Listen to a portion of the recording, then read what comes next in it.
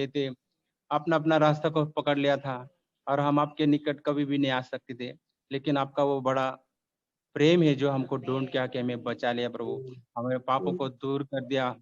धन्यवाद। और प्रभु आपकी आत्मा हमको देकर प्रभु उस स्वर्गीय आनंद और शांति से भरपूर किया प्रभु, उस स्वर्गीय आशा हमें दिया प्रभु जी। धन्यवाद प्रभु। धन्यवाद करते हैं उस आशा में आज तक दौड़ने के लिए अपने महान कार्य किया प्रभु, उसके लिए हम दिल से आपको धन्यवाद स्तुति करते। अनगिनत उपकार आपने हमारे में किए प्रभु, धन्यवाद करते। उस विश्वास में बना रहने के लिए आज तक आपने कृपा किया प्रभु, धन्यवाद स्तुति करते। धन्यवाद। आज के दिन में प्रभु आपके मंडली के लिए जो संदेश दिया है प्रभु, आपके दास को वो संदेश हमारे तक पहुंचाने के लिए अब होता है ऐसे अनुग्रह और सामर्थ्य देना प्रभु जी। भाई जो अनुवाद करे प्रभु उन्हें भी तो सामर्थ्य देना प्रभु जी। धन्यवाद करते नासिक मंडली प्रभु आपके आगमन के लिए हर एक भाई बहन तैयार होने में तो मदद कर प्रभु जी। बा विशेषकर जो अभी भी उद्धार नहीं पाया बा वो भी आज के दिन उद्धार प्राप्त करते आपके आगमन के लिए तैयार होने में तो मदद करा बा। इस मीटिंग को शुरू से अंत तक पवित्र आत्मा के भरपूरी में हमको लेके चलना, हर एक को तो सामर्थ्य से भरपूर कर देना और आपकी महिमा हर एक के जीवन में होने के लिए आप मदद करना। प्रार्थना प्रभु यीशु मसीह के मधुर नाम से मांगते पिता, आमीन। आमीन। Praise the Lord. जल्दी से लिए आने वाला प्रभु यीशु मसीह की अति पवित्र नाम में पवित्र लोगों को मसीह देता हूँ। लवकरात लवकर येणाऱ्या प्रभू येशू ख्रिस्ताच्या अति पवित्र नावामध्ये सर्वांना ख्रिस्ती अभिवादन। प्रभु के अनुग्रह से और एक पुनरुत्थान का दिन में इसी प्रकार जो प्लेटफॉर्म में होकर के मिल करके हमारा प्रभु का नाम ऊंचा करने के लिए, प्रभु को महिमा करने के लिए प्रभु ने अवसर बना कर दिया, उसके लिए प्रभु को धन्यवाद देता हूँ। आणि प्रभूच्या कृपेने पुन्हा एकदा अशा प्रकारे झूम प्लॅटफॉर्म मध्ये आपण सर्व एकत्र येऊन आपल्या प्रभूचं नाव उंच करण्याकरता प्रभूने कृपा केली, म्हणून पुन्हा एकदा प्रभूला धन्यवाद असो। आज भी ये मौका प्रभु की बड़ी अनुग्रह से मिला, क्योंकि रोमियो 9:16 में लिखा है कि हम इच्छा करने वालों से नहीं, हम दौड़ने वालों से नहीं, करुणा करने वाला प्रभु की ओर से सब कुछ है बोलेगा। तो आज भी ये कार्य संभव होने के लिए प्रभु का करुणा, प्रभु की दया दृष्टि अंबर था। आणि ज्याप्रमाणे रोमकराचं पत्र त्याचा 9 अध्याय त्याच्या 16 वचनामध्ये लिहिलेलं आहे की जो कोणी धावणार आहे त्याच्या प्रमाणे नाही, जो कोणी इच्छा करतो त्याच्या प्रमाणे नाही, तर आपला जो प्रभू आहे त्याच्या इच्छेप्रमाणे सर्व काही होतं। म्हणजे याचा अर्थ काय की आपल्या प्रभूची इच्छा होती म्हणूनच आपण अशा प्रकारे आज या ठिकाणी एकत्र येऊ शकलो। और जब हम प्रभु का जन इकट्ठा होता है तो हमारा प्रभु का दिल बहुत आनंदित हो जाता है। आणि ज्या वेळेला आपण प्रभूचे लोक एकत्र येतात त्यावेळेला आपल्या प्रभूचं हृदय खूप आनंदित होतं, क्योंकि प्रभु के लोग हमेशा प्रभु को महिमा देता है, हर बातों में प्रभु को महिमा देते रहता है। कारण प्रभूचे लोक नेहमी प्रत्येक गोष्टीमध्ये प्रभूला गौरव देत राहतात। प्रभु को बहुत धन्यवाद देते हैं आणि प्रभूला खूप धन्यवाद असो। पिछले दिनों में पवित्र लोगों की मूल्यवान प्रार्थना मानव मेरे लिए सिर्फ नहीं, परिवार के लिए नहीं, मंडली के सबके लिए, एक दूसरे के लिए बहुत ही लाभदायक था। आणि मागील दिवसामध्ये पवित्र लोकांची जी प्रार्थना आहे ती केवळ माझ्याकरता किंवा माझ्या परिवाराकरता नाही, तर पूर्ण मंडळी करता एकमेकांकरता खूप फायद्याची ठरली। आपको मालूम है हर एक मंडली के पवित्र लोग एक दूसरे के प्रति बोझ के साथ प्रार्थना करते हैं। आणि प्रत्येक पवित्र भक्त जो आहे तो एकमेकांकरता खूप ओझ घेऊन प्रार्थना करतो। और प्रार्थना के द्वारा हम हर एक को जीवन की सहायता पहुंचाता है। आणि प्रार्थनेच्या द्वारे आणि आपल्या प्रत्येकाला जीवनाचं सहाय्य पोहोचवतो। मैं प्रभु को बहुत धन्यवाद देता हूँ, वो बोझ मंडली के सभी पवित्र लोगों को प्रभु ने दिया है। आणि मी प्रभूला धन्यवाद देतो की ते ओझ प्रभू प्रत्येक पवित्र भक्ताला प्रभूने दिलेला आहे। आज प्रभु ने मंडली को देने के लिए मुझे दिया हुआ संदेश मंडली के बारे में है। मंडली या इक्लीसिया, जो ग्रीक भाषा में इक्लीसिया कहता है, मंडली के बारे में है। आणि आज मंडळीला संदेश देण्याकरता प्रभूने जे आहे ते मंडळी संबंधाने किंवा ग्रीक भाषेमध्ये इक्लेशिया म्हटलं जात आहे त्याच्या संबंधाने आहे। बहुत ही हमारे जीवन में मानव इक्लेशिया, ग्रीक में बोलता है इक्लेशिया बोलेगा तो उसका अर्थ क्या है कि प्रभु ने प्रभु के लिए अपनी ओर भले किया हुआ लोगों का झुंड है। आणि ग्रीक भाषेमध्ये एकलिशा म्हटलं जातं मंडळीला, आणि त्याचा अर्थ असा होतो की प्रभूने प्रभूच्या साठी आपल्याकडे वेगळे केलेले लोक. हाँ, मानो मंडली बोलेगा तो वो एक निर्जीव वस्तु नहीं या कोई ये दुनिया का कोई मटेरियल से बनाया हुआ नहीं मंडली. आणि मंडळी म्हटलं म्हणजे काही एक निर्जीव वस्तू नाही किंवा जगाच्या काही गोष्टी घेऊन बनवलेली ती एक वस्तू नाहीये. ना कई बार हम लोग बोलता है कि देखो ये हमारा मंडली है, मानो कोई मकान को बिल्डिंग को दिखा करके बोलते हैं ये हमारा मंडली है, परंतु वो मानो दुनिया की वस्तुओं से बना हुआ वो हमारा मंडली नहीं या वो मंडली भी नहीं. आणि पुष्कळ लोक एखादी बिल्डिंग दाखवून असं म्हणतात की आमची मंडळी आहे, पण जगाच्या गोष्टी घेऊन बनवलेली इमारत ही म्हणजे मंडळी नाहीये. मंडली क्या है? मंडली जीवन पाया हुआ लोगों का एक झुंड है. आणि मंडळी म्हणजे जीवन प्राप्त झालेल्या लोकांचा एक समुदाय आहे. हाँ, इसको मंडली बोलते हैं. आणि त्याला मंडळी म्हटलं जातं. तो अभी आज हमें इस मंडली मतलब जो भी लोग मंडली जीवन में प्रवेश किया उसको मैं वास्तव में प्रभु का मंडली का एक सदस्य है कि नहीं ये जानकारी प्रभु के लिए उपयोगी बनने के लिए कारण बनेगा. आणि ज्याने कोणी मंडळी जीवनामध्ये प्रवेश केलेला आहे तो मंडळीचा एक भाग झालेला आहे का नाही ही जी माहिती आहे ती प्रभूच्या गौरवाकरता उपयोगात येईल. आपको मालूम है प्रभु यीशु मसीह ने ये शब्द एक ही बार जब नया नियम में मत्ती के सुसमाचार 16 अध्याय का 18 वचन में कहा है. आणि मत्ते त्याचा 16 अध्याय त्याच्या 18 वचनामध्ये प्रभू येशू ख्रिस्ताने अशा प्रकारे म्हटलं आहे. हाँ, तो यीशु मसीह की ओर से वो एक ही शब्द है. आणि प्रभू येशू ख्रिस्ताच्या द्वारे तो फक्त एकच शब्द आहे. आपको मालूम है मत्ती 16 अध्याय का 18 वचन में मत्ते 16 अध्याय त्याच्या 18 वचनामध्ये मैं मेरा मंडली बनाऊंगा. मी माझी मंडळी बांधीन. अभी मतलब यहाँ पर प्रभु दावा करने वाला बातों पर बहुत सख्त बात है. मैं मेरा मंडली बनाऊंगा. मी माझी मंडळी बांधीन. अभी मंडली प्रभु का है. मंडळी प्रभूची आहे. उसको बनाने वाला प्रभु स्वयं है आणि त्याला बनवणारा स्वतः प्रभु आहे. इसलिए प्रभु बोलते हैं कि वो मेरा मंडली है. आणि म्हणूनच प्रभू म्हणतो ती माझी मंडळी आहे.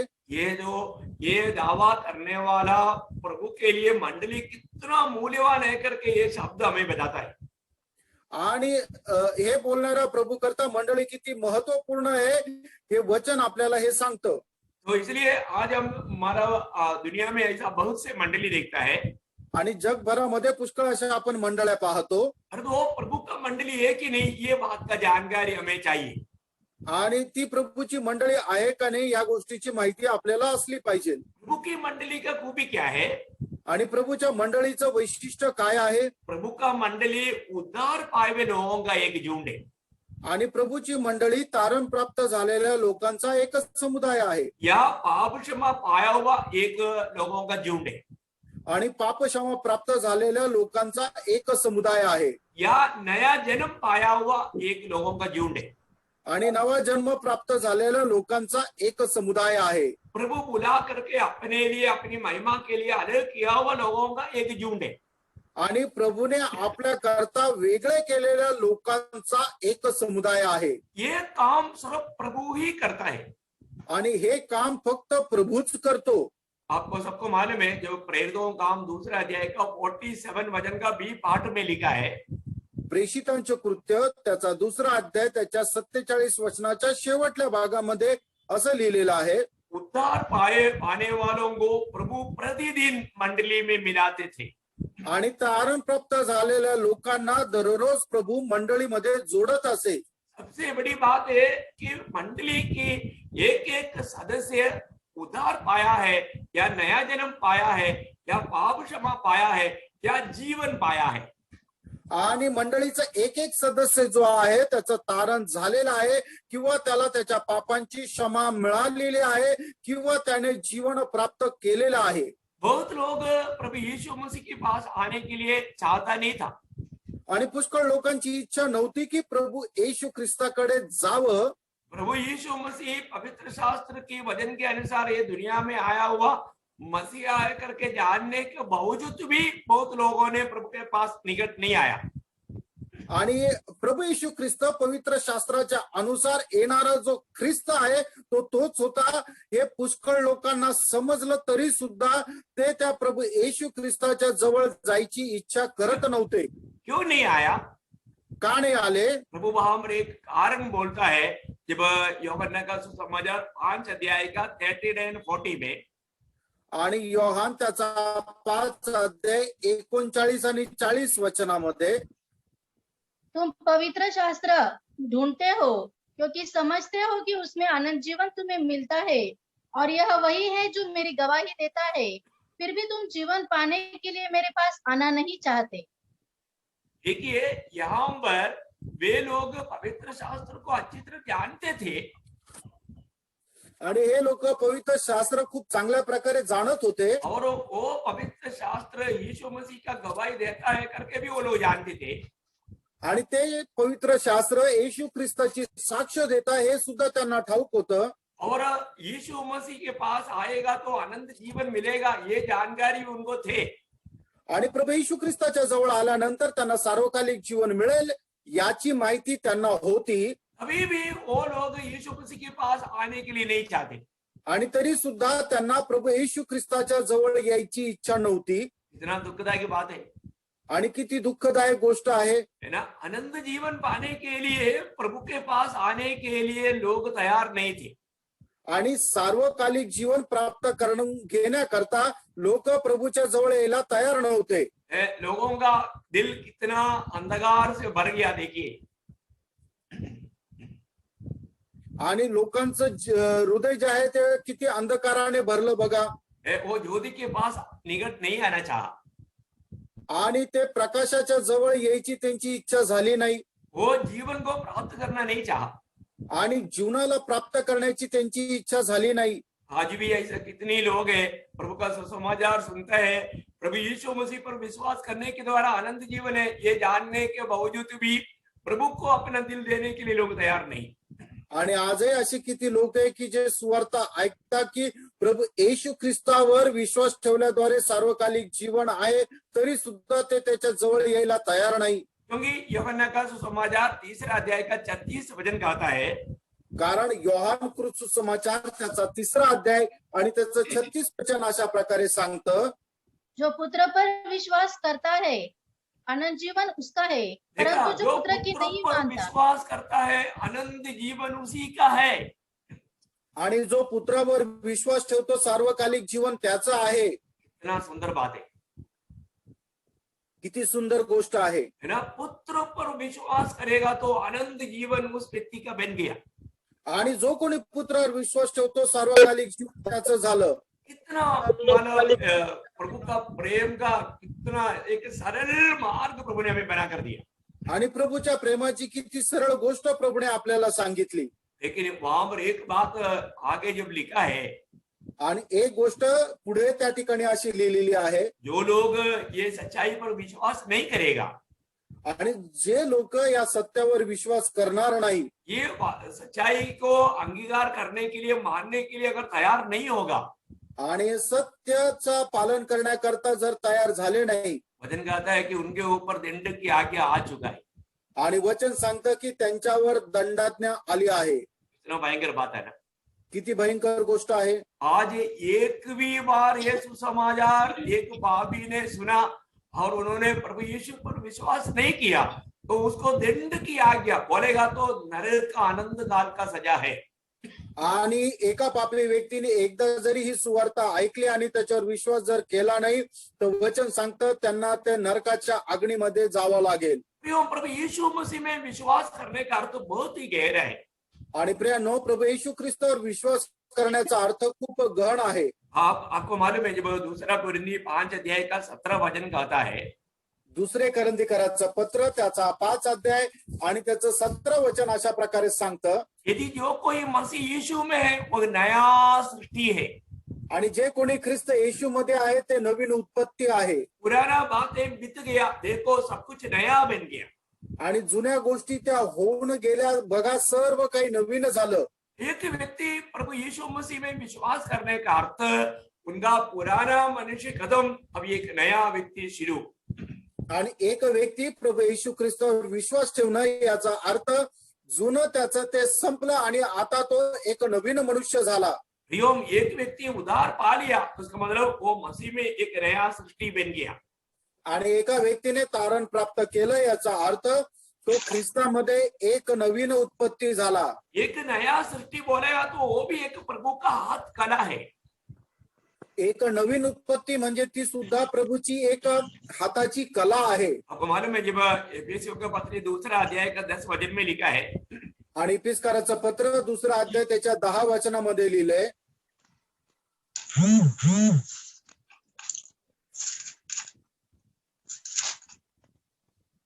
क्योंकि हम उसके बनाए हुए हैं और मसीह यीशु में उन भले कामों के लिए सृजे गए जिन्हें परमेश्वर ने पहले से हमारे करने के लिए तैयार किया.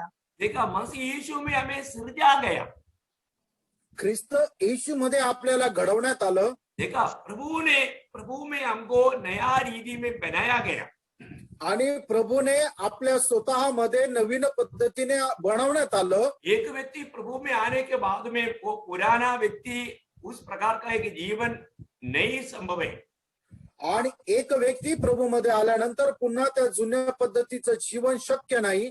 आपको मालूम है, बाइबल में उसके लिए कितना दृष्टांत है. बायबल मध्ये त्याच्याकरता कितीतरी दृष्टांत आहे. है ना. मतलब प्रेरित पौलुस मसीह मतलब विरोधी होकर के मंडली को सताने वाला होकर के जीवन बिताने वाला एक व्यक्ति था. आणि प्रेषित पौल जो आहे तो मंडळीला एकदम त्याचा छळ करत जीवन जगणारा तो व्यक्ती होता. परंतु प्रभु का अनुग्रह उन पर हुआ आणि प्रभूची कृपा त्याच्यावर झाली. प्रभु की बुलावा उन पर हुआ आणि प्रभूचं पाचारण त्याला मिळालं. आपको मालूम है, हम में से कोई भी प्रभु का निकट आया है तो हमारा कोई भी खूबी नहीं, प्रभु की दया, प्रभु के अनुग्रह का उस महान बुलाहट हमको मिला. आणि आपण आपल्यापैकी कोणीही प्रभूच्या जवळ आलं हे आपल्यामध्ये असणारं कुठलं गुण वैशिष्ट्य नाहीये, तर त्याच्या करता प्रभूची खूप महान दया आपल्यावर झाली. अभी प्रेषित पौलुस जैसा इतना कठोर व्यक्ति को भी प्रभु ने बुलाया करके जब प्रभु का दास अनन्यास सुना तो अनन्यास को अचंबा लगा. प्रभु को बोलते, प्रभु आपको मालूम नहीं है क्या वो कैसा व्यक्ति है, डेंजर आदमी है, आप मुझे उनके पास भेजना चाहते हो. आणि प्रेषित पौल सारख्या एवढ्या कठोर व्यक्तीला सुद्धा प्रभूने निवडलं. हे ज्या वेळेला अनन्यासने ऐकलं त्यावेळेला अनन्यास प्रभूला म्हटलं, हे प्रभू तुम्हाला ठाऊक नाही का की प्रेषित पौल कशा प्रकारे मंडळीचा छळ करत आहे आणि त्या लोकांना मारत आहे, आणि तरी सुद्धा तुम्ही मला त्याच्याकडे पाठवत आहात. योग हमारा एक एक का बारे में प्रभु का योजना कभी भी मनुष्य नहीं समझ सकता. आणि प्रेरणा आपल्या एक एक संबंधाने असणारी देवाची योजना लोक समजू शकत नाही. तो प्रभु ने अनन्यास को क्या कहा था. आणि त्यावेळेला प्रभूने अनन्यासला काय म्हटलं होतं, है ना. वही प्रेरितों का उसका 9 अध्याय का 15 और 16 वचन में मानव पौलुस का जीवन में प्रभु की योजना का एक समरी उसी समय में उस उलाट चुनौती के समय में अनन्यास को प्रभु ने समझाया. आणि मग त्यावेळेला प्रभूने अनन्यासला प्रेषित पौला संबंधाने प्रभूची असणारी जी योजना आहे ती समजून सांगितली. परंतु प्रभु ने उससे कहा, तू चला जा, क्योंकि वह तो अन्य जातियों और राजाओं और इस्राएलियों के सामने मेरा नाम प्रकट करने के लिए मेरा चुना हुआ पात्र है, और मैं उसे बताऊंगा कि मेरे नाम के लिए उसे कैसा कैसा दुख उठाना पड़ेगा. देखा मानो प्रियो, हमारे जीवन में इस रीति में प्रभु का एक बुलावा मिलना, नियुक्ति मिलना, प्रभु का हाथ में इस्तेमाल होना कितना अनमोल बात है. आणि आपल्याला आपल्या जीवनामध्ये अशा प्रकारे एक नेमणूक मिळणं आणि प्रभूच्या हातामध्ये एक उपयोगी पात्र म्हणून उपयोगात येणं किती धन्य गोष्ट आहे. है ना. अन्य जातियों के बीच में राजाओं के सामने भी प्रभु यीशु मसीह का गवाही देने के लिए खड़ा किया हुआ प्रेषित. आणि अन्य जातीच्या मध्ये आणि राजांच्या समोर सुद्धा उभं राहून प्रभू येशू ख्रिस्ताची सुवार्ता सांगण्याकरता निवडलेला तो एक प्रेषित. आपको मालूम है कि आज भी अन्य जातियों के बीच में सुसमाचार सुनाने के लिए कितनी प्रकार का रिकॉर्ड है. आणि आजही अन्य जातीच्या लोकांमध्ये सुसमाचार सांगण्याकरता कितीतरी अडखळण आहे. तो उन दिनों में कितना भारी विपत्ति में होकर के प्रभु का दास गया, हमें उनका चरित्र मालूम है. आणि त्या दिवसांमध्ये एवढ्या भारी विपत्तीमध्ये प्रभूचा दास गेला, आपल्याला इतिहास माहित आहे. है ना। प्रेषित पौलुस का एक गवाही का जो शब्द जो गलातियों 2 अध्याय का 20 वचन जो है बहुत ही भारी और अनमोल वचन है। आणि प्रेषित पौलाचं एक साक्षीचं जे वचन आहे गलातीकराचं पत्र त्याचा 2 अध्याय आणि त्याच्या 20 वचनामध्ये खूप भारी असं ते वचन आहे. मैं मसीह के साथ क्रूस पर चढ़ाया गया हूँ। अब मैं जीवित न रहा, पर मसीह मुझ में जीवित है, और मैं शरीर में अब जो जीवित हूँ तो केवल उस विश्वास से जीवित हूँ जो परमेश्वर के पुत्र पर है, जिसने मुझसे प्रेम किया और मेरे लिए अपने आप को दे दिया। इतना अनमोल बात है आणि किती अनमोल अशी गोष्ट आहे. मतलब ये प्रकाशन प्रभु में आया हुआ, नया जन्म पाया हुआ, पाप क्षमा पाया हुआ हर एक को चाहिए. आणि हे प्रकाशन जे आहे नवा जन्म प्राप्त झालेल्या प्रभूमध्ये आलेल्या प्रत्येकाला असलं पाहिजे. आज बहुत लोगों के जीवन में प्रभु यीशु मसीह उनका प्रभु बन करके प्रभु उनमें प्रभुता करने वाला अनुभव बहुत लोगों के जीवन में नहीं है. आणि पुष्कळ लोकांच्या जीवनामध्ये येशू ख्रिस्त त्यांच्या जीवनाचा प्रभू होऊन त्यांच्या जीवनाचा प्रभू, क्योंकि उनको प्रभु का प्रेम विवेश नहीं करता.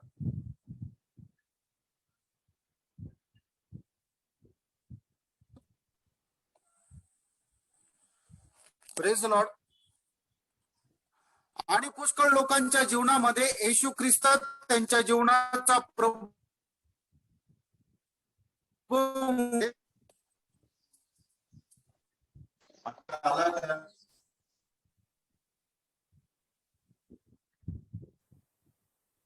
कुछ आवाज में रुकावट आया. Praise Lord. आवाज हाँ थोड़ा रुकावट आया था. हाँ ओके. हाँ अभी आ रहा है. अभी आ रहा है, एकदम क्लियर है.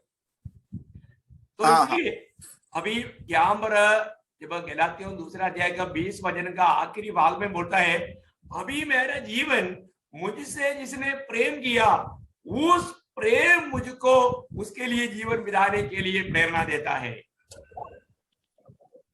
आणि गलातीकराचं पत्र त्याचा 2 अध्याय त्याच्या 20 वचनाच्या शेवटल्या भागामध्ये म्हटलेलं आहे की ज्याने माझ्यावर प्रेम केलं त्याचं ते जे प्रेम आहे त्या प्रेमामुळे त्याच्यासाठी जीवन जगण्याकरता मी समर्पित करतो.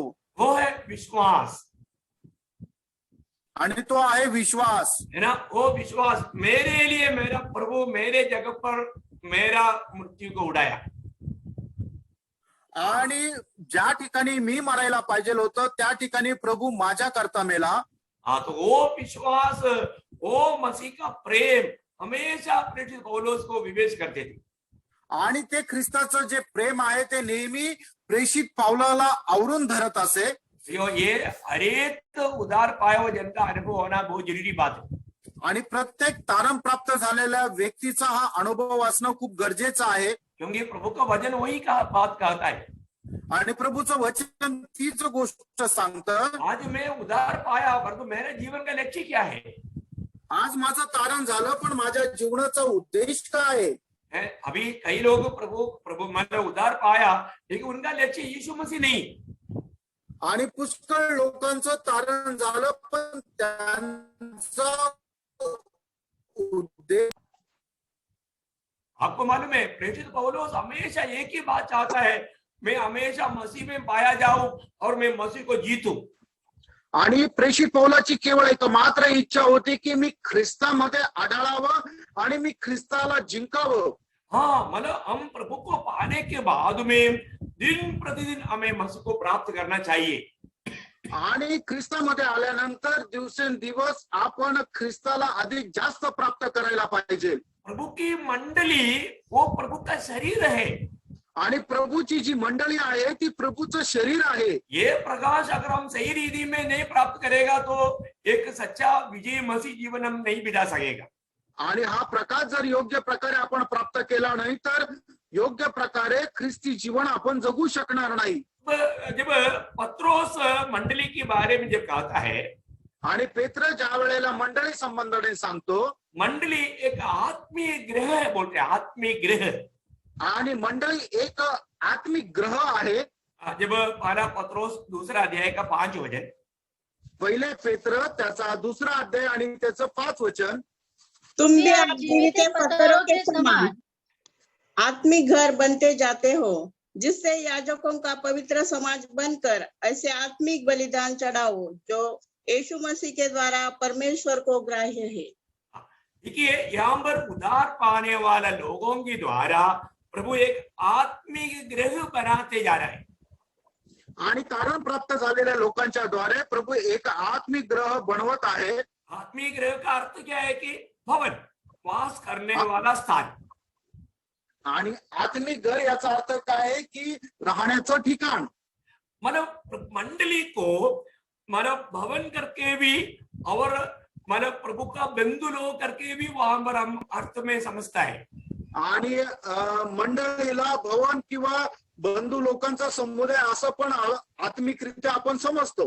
आपको मालूम है कि उस भवन में रहने वाला बंधु लोग, प्रभु का बंधु लोग का रूप में एफेसियों का पत्री 2 अध्याय का 19 वचन में हम पढ़ता है। आणि त्या भवनामध्ये राहणारे प्रभूचे बंधू लोक एफिसकराचं पत्र 2 अध्याय आणि त्याच्या 19 वचनामध्ये आपण पाहतो। इसलिए तुम अब विदेशी और मुसाफिर नहीं रहे, परंतु पवित्र लोगों के संगी स्वदेशी और परमेश्वर के घराने के हो गए। देखा, परमेश्वर के घराने की हो गए आणि देवाच्या घराण्याचे तुम्ही झालेले आहात। हम परमेश्वर की घराने की लोग हैं। आपण परमेश्वराच्या घराण्याचे लोक आहोत। आज एक बात को हमें क्लियर जानना है कि आज परमेश्वर को रहने वाला एकमात्र स्थान वो प्रभु का मंडली है। आणि देवाला राहण्याचं एकमात्र ठिकाण ते म्हणजे प्रभूची मंडळी आहे। जब इब्रानियों का पत्र 3 अध्याय उसका 6 वचन की आखिरी भाग में लिखा है, आणि इब्रीकराचं पत्र त्याचा 3 अध्याय आणि त्याच्या 6 वचनाच्या शेवटल्या भागामध्ये अशा प्रकारे लिहिलेला आहे, और उसका घर हम है। उसका और उस घर में हम है, उस घर मंडली प्रभु का घर है। आणि मंडळी जे आहे ते प्रभूचं घर आहे। बोलने का अर्थ क्या है? सांगायचं तात्पर्य काय आहे? पिता परमेश्वर को ये दुनिया में एक परिवार है। आणि पिता परमेश्वराला या जगामध्ये एक परिवार आहे। अभी हमको मालूम है, अभी हमको ये दुनिया में रहने के लिए, हमें एक परिवार होकर के रहने के लिए हमको एक घर है। आणि आपल्याला या जगामध्ये एक परिवारामध्ये राहण्याकरता एक घर आहे। और वो घर में एक परिवार है। आणि त्या घरामध्ये एक परिवार आहे। अभी घर एक अलग बात है, परिवार एक अलग बात है। आणि घर एक वेगळी गोष्ट आहे, परिवार एक वेगळी गोष्ट आहे। क्योंकि हम रहने वाला उस स्थान को हम घर बोलता है। आणि ज्या ठिकाणी आपण राहतो त्या ठिकाणाला आपण घर म्हणतो, और उसमें रहने वाले लोगों को परिवार बोलते हैं। आणि त्या घरामध्ये राहणारे जे लोक आहेत त्याला आपण परिवार म्हणतो। परंतु हम आत्मिक दृष्टि में जब देखता है ये घर और परिवार ये दोनों एक है। आणि आत्मिक दृष्टीमध्ये जर आपण पाहायचं झालं तर ते घर आणि परिवार हे दोन्ही एकच आहे। घर ही परिवार और परिवार ही घर। आणि घरच परिवार आणि परिवारच घर आहे। ये है परमेश्वर का योजना। आणि ये आहे देवाची योजना। हर एक उधार पाए हुए लोगों को प्रभु अपने इस घर में मिलाया जाता है, एक आत्मिक गृह होकर के प्रभु को रहने के लिए। आणि प्रत्येक तारण प्राप्त झालेल्या व्यक्तीला प्रभु या घरामध्ये जोडत राहतो, एक आत्मिक घर बनवत राहतो। जब हम 1 तिमोथी 3 अध्याय का 15 वचन में जब हम पढ़ता है, आणि 1 तिमोथेला पत्र त्याचा 3 अध्याय आणि त्याच्या 15 वचनामध्ये आपण अशा प्रकारे वाचतो कि यदि मेरे आने में देर हो तो तू जान ले कि परमेश्वर के घराने में जो जीवित परमेश्वर की कलीसिया है, जीवित परमेश्वर की कलीसिया परमेश्वर की घराना है। आणि जिवंत देवाची मंडळी जी आहे ते परमेश्वराचं घराणं आहे। देखो ये वो शब्द कितना गहरा शब्द है। आणि खरोखर हे वचन किती गहन असं वचन आहे। जीवित परमेश्वर का भवन मंडली है। आणि जिवंत परमेश्वराचं भवन त्याची मंडळी आहे। आपको मालूम है जीवित परमेश्वर का भवन मंडली है, तो ये मंडली के एक बड़ा खूबी क्या मालूम है? आणि जिवंत परमेश्वराचं भवन जर मंडळी आहे तर त्या मंडळीचं वैशिष्ट्य काय आहे? ये मंडली जो दिन प्रतिदिन बढ़ता है आणि उन्नति पाता है। मंडळी जी आहे ती दिवसेंदिवस उन्नती प्राप्त करते किंवा ती वाढते। हम लोग रहने वाला घर बढ़ता नहीं, आपण ज्या घरामध्ये राहतो ते घर वाढत नाही, परंतु परमेश्वर का भवन दिन प्रतिदिन बढ़ता है। आणि परमेश्वराचं जे भवन आहे ते दिवसेंदिवस वाढतं। क्यों बढ़ता है? का वाढतं? क्योंकि वो जीवित परमेश्वर का भवन है। कारण ते जिवंत परमेश्वराचं घर आहे। ये ऐसा बढ़ने का कारण क्या है? उसमें जीवन है। आणि असं वाढण्याचं कारण काय आहे की त्याच्यामध्ये जीवन आहे। है ना, जब एफेसियों का पत्री उसका दूसरा अध्याय का 21 वचन में हम पढ़ता है, आणि इफिसकराचं पत्र दुसरा अध्याय त्याच्या 21 वचनामध्ये आपण अशा प्रकारे वाचतो, जिसमें सारी रचना एक साथ मिलकर प्रभु में एक पवित्र मंदिर बनती जाती है। हाँ देखिए इतना गहरी बात है। आणि बघा किती गहन गोष्ट आहे। क्या करता है? रोज रोज उद्धार पाने वाला लोगों को प्रभु मंडली में मिलाते हुए ये घर को बनाने के कारण क्या होता है? ये जीवित लोगों के द्वारा ये घर बढ़ते बढ़ते जाता है। आणि प्रभू तारण प्राप्त झालेल्या प्रत्येकाला त्या मंडळीमध्ये जोडत जातो, त्याच्यामुळे हे जे घर आहे असं वाढत वाढत वाढत जातं। और एक बार वो वचन को थोड़ा पढ़ेंगे, जिसमें सारी आणि रचना पुन्हा एकदा ते 21 वचन वाचा, जिसमें सारी रचना एक साथ मिलकर प्रभु में एक पवित्र मंदिर बनती जाती है। बनती जाती है। वहां पर एक्चुअली मानव बनती जाती है बोलने का अर्थ मानव बढ़ते रहता है। आणि मग त्याचा खरा अर्थ असं आहे की ते प्रभूचं मंदिर वाढत वाढत जातं। शायद कोई मराठी में उसको पढ़ेंगे। ज्याच्याकडे मराठी बायबल आहे त्यांनी ते वाचा, इफिसकराचं पत्र त्याचा दुसरा अध्याय आणि त्याचं 21 वचन। त्याच्यामध्ये प्रत्येक इमारत जोडून रचिली असता वाढत वाढत प्रभूच्या ठाई पवित्र मंदिर होते। हाँ वाढत वाढत मतलब वो बढ़ते रहता है आणि ती वाढत राहते। हाँ मानो वो हिंदी में इतना क्लियर नहीं आया, मैं इसलिए मराठी में पढ़ाया। आणि हिंदीमध्ये एवढं स्पष्ट नाही आला म्हणून मराठीत वाचायला सांगितलं। मतलब प्रभु में पवित्र मंदिर होकर के बढ़ते जाता है। आणि प्रभू मध्ये पवित्र मंदिर होऊन ती वाढत जाते। हाँ प्रियो, ये प्रभु का मंदिर का एक बात, वो जितना था वैसा नहीं रहता, वो रोज दिन प्रतिदिन वो बढ़ते जाता है, क्योंकि उसमें जीवन है। जहां पर जीवन है वहां पर बढ़ोतरी है।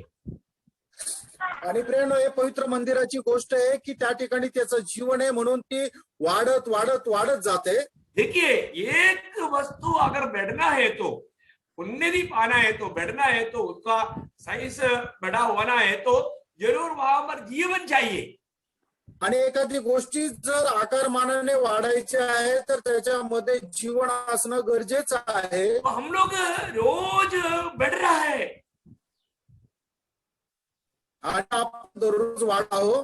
हाँ जो भी उद्धार पाए हुए लोग उनकी जो मंडली दिन प्रतिदिन बढ़ता है, प्रभु को धन्यवाद हो। हालेलुया। आणि तारण प्राप्त झालेले लोक जे आहेत ती मंडळी आहे ती वाढत राहते, याच्याकरता प्रभूला धन्यवाद असो। देखो हम व्यक्तिगत जीवन में भी बढ़ता है आणि वैयक्तिक जीवनामध्ये सुद्धा आपण वाढतो। साथ ही साथ और भी नया लोग उद्धार पा करके मंडली में जोड़ा जाता है, उस प्रकार का भी एक बढ़ोतरी है। आणि त्यासोबत तारण प्राप्त झालेले लोक आपल्या सोबत जोडले जातात, ती सुद्धा एक वाढ आहे। हम प्रभु में आने के बाद में जब हम प्रभु में आया उस अवस्था से हम कितना आज प्रभु में बढ़ गया। आणि ज्या वेळेला आपलं तारण झालं त्या अवस्थेपासून आतापर्यंतच्या अवस्थेमध्ये आपण प्रभूमध्ये किती जास्त वाढला गेलो, है ना, बढ़ता है कि नहीं? आपण वाढतो का नाही? अगर ना बढ़ने वाला कुछ दुखदायी अनुभव कोरिन्थ मंडली में और इब्राय मंडली में हम लोग देखता है, ऐसा कभी नहीं होना चाहिए। आणि न वाढण्याचा अनुभव जो आहे करंदीकराच्या मंडळीत आणि इब्रीकराच्या मंडळीमध्ये होता, तशा प्रकारचा अनुभव आपल्यामध्ये नसायला पाहिजे। वो बात आपको मतलब पहला कोरिन्थी 3 अध्याय और इब्रानियों 5 अध्याय आपको मालूम है, मैं इसलिए उन बातों में विषय में अभी नहीं जाना चाहता हूँ, लेकिन हम लोग बैठने वाला अनुभव हर एक पवित्र लोगों को रोज दिन प्रतिदिन प्रभु में है तो जीवन पाया है तो बढ़ने वाला अनुभव चाहिए। आणि पहिले करंथीकराचं पत्र त्याचा 3रा अध्याय आणि हिब्रीकराचं पत्र त्याचा 5 अध्यायामध्ये ती मंडळी वाढली नाही याचा त्या गोष्टीचा उलगडा त्या ठिकाणी दिलेला आहे। आता तुम्हाला माहित आहे म्हणून मी सांगत नाहीये, पण जर जीवन आहे तर निश्चितच मंडळी ही वाढायला पाहिजे प्रतिदिवस। जैसे अभी हम एफिसियों 4 अध्याय का 16 वचन में पढ़ता है आणि इफिसकाराचं पत्र 4 अध्याय आणि त्याच्या 16 वचनामध्ये आपण अशा प्रकारे वाचतो, जिससे सारी देह हर एक जोड़ की सहायता से एक साथ मिलकर और एक साथ गठकर उस प्रभाव के अनुसार जो हर एक अंग के ठीक ठीक कार्य करने के द्वारा उसमें होता है, अपने आप को बढ़ाती है कि वह प्रेम में उन्नति करती जाए। मतलब मसीह में जोड़ा हुआ लोग हर एक लोग दिन प्रतिदिन बढ़ते जाता है आणि जे ख्रिस्तामध्ये जोडले जातात ते दिवसेंदिवस वाढत राहतात। एक बात मैं यहाँ पर आपको याद रहना चाहता हूँ, एक गोष्ट या ठिकाणी मी तुम्हाला आठवण करून देऊ, अपना हर एक लोगों का व्यक्तिगत जीवन को परखो, पिछले दिनों से बढ़ करके मेरा आत्मीय जीवन में मैं बढ़ोतरी पा रहा है कि नहीं। आणि प्रत्येकाने आपल्या स्वतःचं जीवन पारखून बघा की मागील दिवसापेक्षा जास्त माझं आज आत्मिक जीवन वाढलेलं आहे का नाही। निश्चय नया जन्म पाने के बाद में दिन प्रतिदिन हमारा आत्मिक बढ़ोतरी होता ही है। आणि नवा जन्म प्राप्त झाल्यानंतर निश्चितच दिवसेंदिवस आत्मिक जीवनामध्ये आपली वाढ होतच राहते। आपको मालूम है जब पहला कोरिन्थी 13 अध्याय का 11 वचन में प्रेषित पौलुस अपना जीवन का एक गवाही देता है। पहिले करंथीकराचं पत्र 13 अध्याय त्याच्या 11 वचनामध्ये प्रेषित पौल आपल्या जीवनाची साक्ष अशा प्रकारे सांगतो, जब मैं बालक था तो मैं बालकों के समान बोलता था, बालकों सा मन था, बालकों की सी समझ थी, परंतु जब सयाना हो गया तो बालकों की बातें छोड़ दी। देखिए हमारा विषय बहुत अलग विषय है, लेकिन मैं वो पॉइंट सिर्फ देना चाहता हूँ। एक समय में एक बचपना का दिशा था आणि एका वेळेला मी एक बालक अवस्थेमध्ये होतो। तो जब बड़ा हो गया तो बालक की अवस्था को छोड़ दिया आणि ज्या वेळेला मोठा झाला त्या वेळेला त्या बालकपणाची जी अवस्था होती ती सोडून दिली। बोलने का अर्थ प्रभु की पहचान में जैसे जैसे आगे बढ़ता है उसके अनुसार जो शुरुआत की जो बाल शिक्षा जो है वो बातों को छोड़ करके आगे बढ़ते गया। आणि मग ज्या वेळेला आपण प्रभूच्या शिक्षणामध्ये वाढत राहतो त्या वेळेला बाल्य अवस्थेमध्ये असणाऱ्या ज्या गोष्टी आहेत त्या आपण सोडून देतो आणि मग नंतर प्रौढ असं होतो। जैसा इब्रानियों 5 अध्याय का 12 से 14 तक उनको समझाने के टाइम पर बोलता है, जो तगड़ा भोजन जो है, जो हड्डी वाला जो है, वो किस लिए? शानों के लिए बोलेगा तो उन्नति पाया हुआ, बढ़ोतरी पाया हुआ लोगों के लिए। आणि ज्याप्रमाणे इब्रीकराचं पत्र त्याचा 5 अध्याय 12 ते 14 वचनामध्ये म्हटलेले आहे की जे पुष्ट भोजन जे आहे ते प्रौढ व्यक्ती करता आहे। तो अपना जीवन में आत्मीय जीवन की उन्नति के अनुसार हम बातों को समझ पाएंगे आणि आपण आपल्या जीवनामध्ये आत्मिक जीवनामध्ये जितकी जास्त उन्नती प्राप्त करू तेवढं जास्त आपण ख्रिस्ताला समजत राहू। आज भी बहुत लोग प्रभु में आने के बाद मंडली प्रभु का शरीर है ये बात का प्रकाश अभी तक नहीं मिला। आणि आजही पुष्कळ लोक प्रभू मध्ये आल्यानंतर मंडळी जे आहे ते प्रभू येशू ख्रिस्ताचं शरीर आहे याचं आत्मिक दर्शन अजून त्यांना मिळालं नाही। मंडली प्रभु का शरीर ये बात का दर्शन पाते बिना एक विजयी जीवन ही नहीं होता। आणि मंडळी प्रभूचं शरीर आहे या गोष्टीचं दर्शन प्राप्त न करता जीवनच भेटू शकत नाही। प्रियो, जीवन में उन्नति पाने के लिए एक विजयी मसीह जीवन बिताने के लिए सबसे बड़ा प्रकाशन है मंडली प्रभु का शरीर है, ये बात का प्रकाश है। आणि आत्मिक जीवनामध्ये जर आपल्याला उन्नती प्राप्त करायची आहे तर त्याच्याकरता सगळ्यात मोठं प्रकाशन हे आहे की मंडळी जे आहे ते प्रभू येशू ख्रिस्ताचं शरीर आहे याचं दर्शन आपण प्राप्त करणं। परंतु आज भी बहुत लोगों को ये प्रकाश मिला नहीं। आणि आजही पुष्कळ लोकांना हा प्रकाश मिळाला नाही. मैं आशा करता हूँ कि मुझे सुनने वाला पवित्र लोगों को ये अच्छा प्रकाश प्रभु का वचन के द्वारा आत्मा ने आपको दिया है. आणि मी आशा करतो की मला ऐकणाऱ्या लोकांना हा आत्मिक प्रकाश प्रभूने तुम्हाला दिलेला आहे. मैं आपको समझने के लिए कुछ वचन उसके लिए आपको मतलब पढ़ाना चाहूंगा. आणि समजून सांगण्याकरता काही वचन मी तुम्हाला वाचायला सांगेल. एफिसियों का पत्री उसका पहला अध्याय 22 और 23 वचन. आणि इफिसकराचं पत्र त्याचा पहिला अध्याय त्याचं 22 आणि 23 वचन. और सब कुछ उसके पांव तले कर दिया और उसे सब वस्तुओं का शिरोमणि ठहराकर कलीसिया को दे दिया. यह उसकी देह है और उसकी परिपूर्णता है जो सब में सब कुछ पूर्ण करता है. देखिए मंडली क्या है करके वहां पर बहुत स्पष्ट लिखा है. आणि मंडळी काय आहे त्या ठिकाणी एकदम स्पष्ट लिहिलेलं आहे. वो यीशु मसीह की परिपूर्णता है करके लिखा है. आणि प्रभू येशू ख्रिस्ताची ती पूर्णता आहे, परिपूर्णता आहे असं म्हटलेलं आहे. यीशु मसीह परिपूर्ण नहीं है क्या? आणि प्रभू येशू ख्रिस्त परिपूर्ण नाहीये का? यीशु मसीह परिपूर्ण है. आणि येशू ख्रिस्त परिपूर्ण आहे. तो यहाँ पर बोलता है कि मंडली यीशु मसीह की परिपूर्णता है. आणि मंडळी जी आहे ती प्रभू येशू ख्रिस्ताची परिपूर्णता आहे. बोलने का अर्थ क्या है प्रियो? आणि सांगायचं तात्पर्य काय आहे प्रियनो? इस विषय का प्रकाशन हमें कितना गहराई में प्राप्त करना चाहिए. आणि या विषयाचं प्रकाशन किती गहनतेने आपण प्राप्त करायला पाहिजे. क्योंकि मानो यीशु मसीह और मंडली अभी कभी किसी कारण अलग नहीं हो सकता. आणि प्रभू येशू ख्रिस्त आणि मंडळी कधी कुठल्या कारणाने वेगळी होऊ शकत नाही. क्योंकि वो प्रभु का सबसे बड़ा एक भाग बन चुका है. कारण प्रभूचा सगळ्यात महत्वपूर्ण असा भाग झालेली आहे. एक बात आपको बताना चाहूंगा, बाइबल का सबसे बड़ा वेद की बात अनादिकाल में परमेश्वर के हृदय में मंडली का एक बहुत भयंकर एक योजना था. वो योजना सबसे बड़ा गहरी बात है बाइबल का. आणि बायबलची सगळ्यात मोठी रहस्याची गोष्ट काय आहे की ती अनादी कालापासून परमेश्वराच्या हृदयामध्ये असणारी खूप मोठी ती एक योजना होती, ती म्हणजे मंडळी संबंधाने. आणि हे आहे सगळ्यात मोठं रहस्यमय गोष्ट. ये अभी भी प्रभु ने किसी भी पीढ़ी के लोगों को प्रकट नहीं किया था. आणि कुठल्याही पिढीच्या कोणालाही प्रभूने हे प्रकट केलं नव्हतं. पुराने नियम के लोगों को ये बात मालूम नहीं था. आणि जुन्या कराराच्या लोकांना ही गोष्ट माहित नव्हती.